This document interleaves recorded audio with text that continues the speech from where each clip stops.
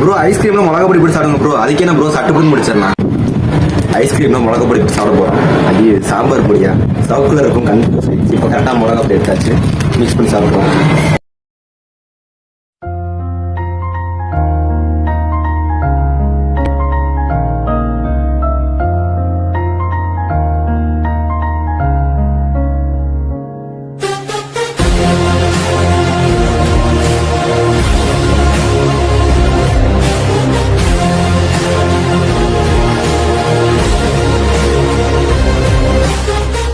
இன்னும் ஃபுல்லாத்தையும் சாப்பிட்டே முடியல. அதுக்குள்ள தொண்டையில எரியா இருக்கு, கண்ணெலாம் தண்ணி வர ஆரம்பிச்சு.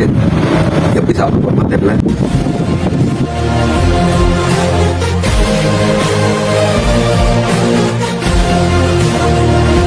தொண்டையில போக எரிய ஆரம்பிக்குது.